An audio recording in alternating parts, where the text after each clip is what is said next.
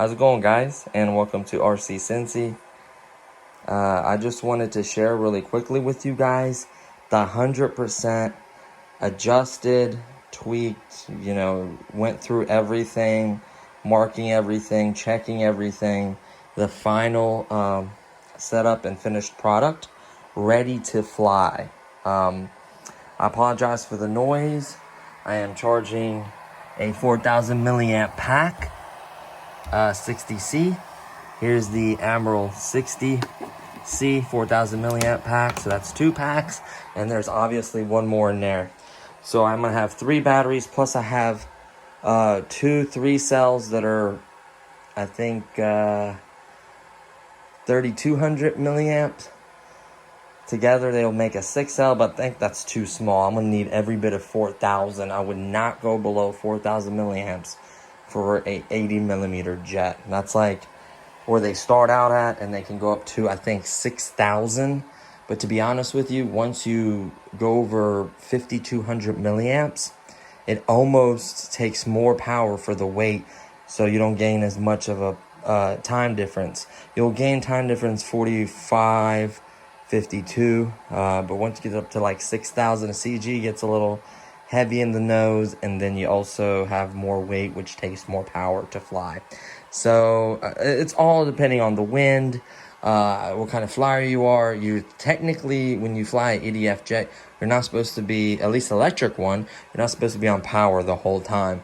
You're supposed to be on power, kill it, glide, fly, give it power again. It's not supposed to be continuous. That way it lets the ESC cool, it lets airflow come through it, and it really helps out. So this is the final product. I literally went over every single adjustment. You want to get all your control planes perfectly, actually, let me check this, perfectly flat. That wing just up a little bit, but you can see right here at the end of the wing, see how that's flush? That's what you want. Same back here, flush with the back of it. Same here, nice and straight. Same here, flush. Same here, flush. And then the split flaps all have to be all the way in, so not protruding at all. I did all that. I may need a tiny bit of mechanical, because like it might be like to where it's not even a full turn. So if you turn it too much, it goes too much the other way. So once you get it so close to where it's basically almost perfectly flat, then you can do a little bit of controller trim if you need it, and then you should be ready to rock. The 4,000 is in there. Let's just show you really quickly inside. I do need to make a tab mod, like the one that's on the, well, it came off of the, I'm gonna have to set this down for 1 second. Right here, I apologize. So it's tight, which you do want. You don't want this to come off. So the reason being so tight is A, has a metal latch, B, magnets, and then a tab in the front. So you can see the little tongue that locks in there. Then you see magnets in the middle, and then a metal latch. It goes into wood, but the latch itself on this side is metal. So it's great. It won't fly off on you. That's amazing. I absolutely love that. Here is what it would look like with a 4,000 in it. You can see the battery mat. Please use that battery mat or Velcro, one of the two, and then also use the strap itself. You can center the strap. I think there's another hole down this way, but honestly, I go here because as long as it gets around it and it's tight against it, and that mat or Velcro's there, it'll keep it from sliding. You don't want that to happen because that'll change the CG.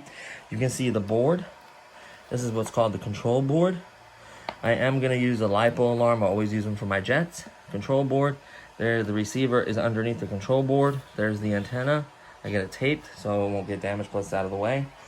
Absolutely love the magnetic nose cone. The lights are very, very bright. Strobing on top, flashing in the bottom with red. Obviously, your red's going to be on your left side looking out the cockpit. And then green's going to be on your right side. Solid lights. Very, very bright lights. I like that a lot. The color scheme is really easy to see in the sky. I kind of did an overview, but I had to button down a few things. There was a piece of wood that went across the ESC with 2 screws. I did that. The way I had the ESC stuck in there, it was not going to come out, but just in case it gets jolted or vibrations or something, I don't want it to come loose, hang down or something silly. So I put that brace in there. I want to complete it. I went over and checked all the control surfaces to make sure the linkages are all connected. You put those little plastic piece that keeps them from coming out. This little plastic piece right here snaps on, and it keeps the hook from coming out of the servo control horn. And then they snap on a ball back here. They give you a couple of little bits and pieces. Make sure you get 4 screws in the wings. I put 1 in and then couldn't find the hole because there was a piece of like the body tape covering the hole. Find it, cut it out neatly with the X-Acto knife, which I did. You can find it, kind of push it and you see where it's at. Then you can cut it out very neatly so you don't tear the paper. And then there should be 2 screws on each side of the wing. The front wing started pulling apart and I realized that I didn't have 2 screws per side, which you need to.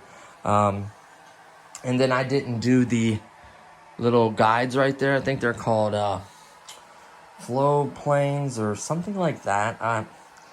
I'm not going to do them. I don't like the way they look. They may help a little bit with stability, but me putting a AX3X receiver in here, that's going to take care of my stability issues.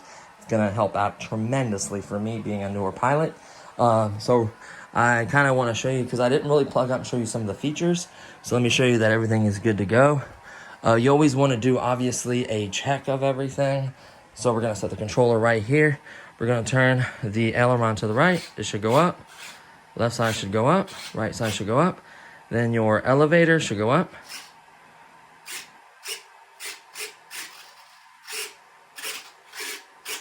Uh-oh. Something ain't right over here.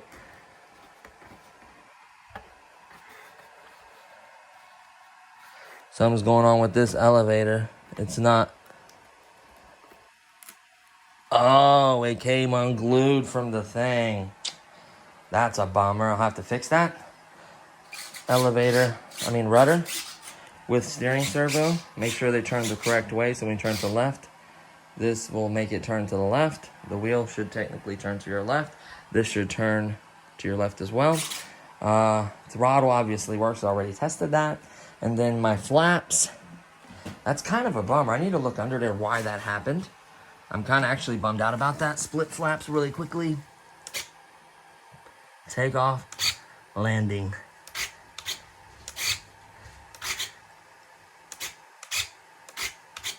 I cycled the gear. The gear's good to go. So these are all kinds of things you want to do.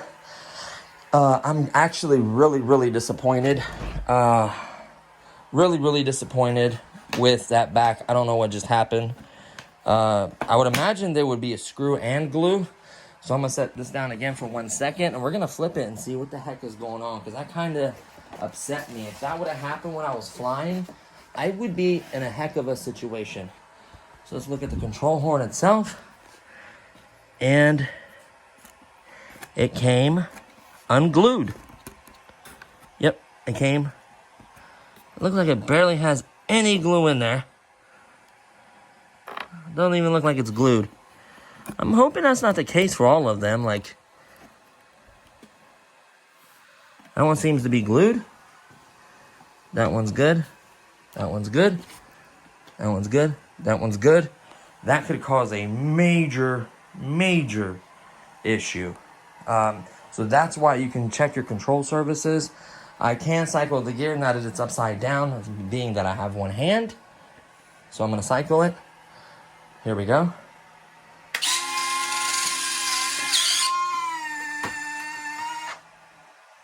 There she be.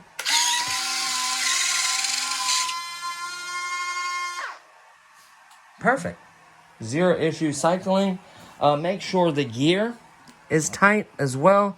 Checked everything's tight. Make sure all the little nuts and bolts, everything is tight. Make sure there's a clip on there or however they're mounted.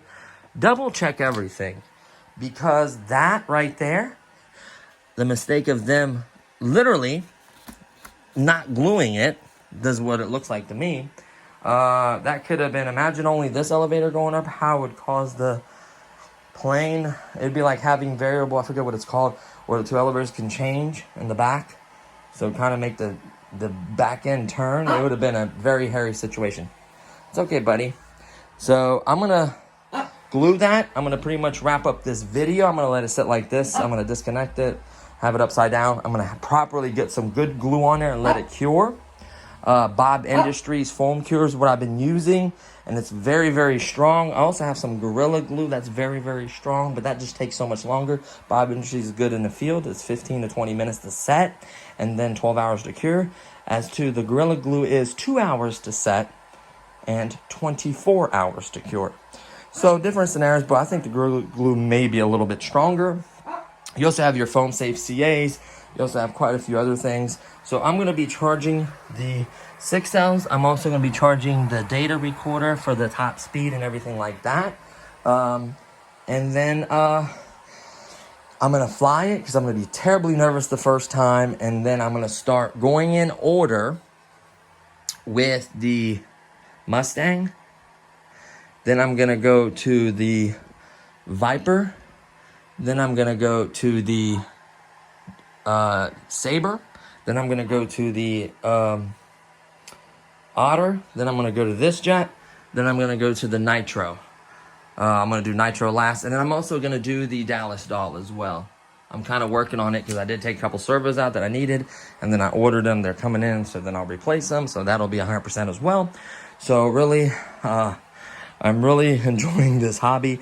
Double check everything. That's just the point proven right there. I used it and it was staying. Maybe they had just a tiny bit of glue. It's kind of stuck in there a little bit maybe. I don't know, but that just tells you to double check everything thoroughly. Make sure it's not even a little bit loose. And then as far as the car goes, I had a lot of fun. Hopefully check out the night run video. I had top speeds for 2S and 3S, and then we're going to go from brushed obviously to brushless and lots of other tests, so stay tuned for that. And then hopefully I can get a good flight in with this one, get the maiden, get the nerves out, and then go back to the Mustang and then just work my way through the stack and to get a lot of content for you guys, and hopefully it's useful and this shared. I really love this kit. It's a almost ready to fly kit. It's not the kit that you can completely assemble yourself. So double check everything. Mistakes can be made, you know, or the glue wasn't enough glue. I don't know. It looks clean as heck, like it never even been glued. Maybe like the paint or whatever got it to stick, or maybe it wasn't enough glue. I don't know, but I'm gonna be taking care of that, and then let these charge up. Get my bug, like I said, get my nerves out with this, and then I'm excited to get all the videos for you guys. So stay tuned for that. Thank you for watching. I absolutely love this jet. I'm going to leave it like this. Just obviously unplug it, but I'm going to leave it like this to work on that. Make sure that dries properly and nice and flat. Check all your stuff. You can see when they're closed, they're not protruding whatsoever. That's what you want. And then I got to go. The only thing I have left, honestly, I also marked CG on the bottom. And I also marked on top of the wing, because I think you CG this upside down like this, where this mark would be. But on the other side, I marked it there as well. 2 little small lines with a pen. They're not as visible on the white part because I didn't want it to stand out. I wanted the jet to look really clean and nice. So I got the CGs marked out as well. Pretty much 100%. I thought I was 100% done, but then that arose, and then that's got me, double check again at the airfield. But yeah, generally everything else is working fine. So I'm super happy with it, guys. So hopefully you kind of enjoyed this quick little tip, just how to set up and get it to go. And I think that's going to do it. Well, I'm not going to turn on the motor because it's really loud and it blows. Everything else, all rates, 70. I did do 100% right here on this side.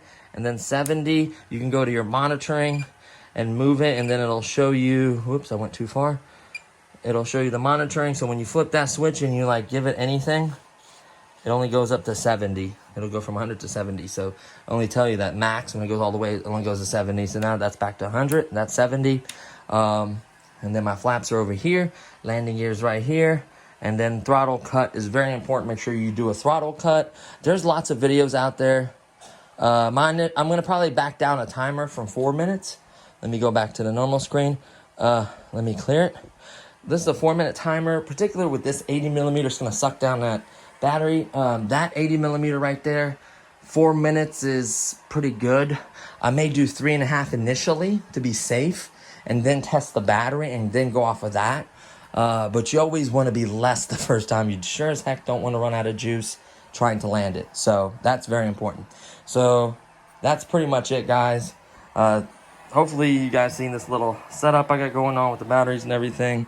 I'm just so excited. So I just want to share that with you guys. I'm glad I tested it and found a mistake. I don't know if it was on my part for not double checking it, but we found it. So that's all that matters. So hopefully you guys have fun flying, drifting, whatever it may be, boats, airplanes. Hopefully enjoy the hobby, and I'll see you guys next time. Peace.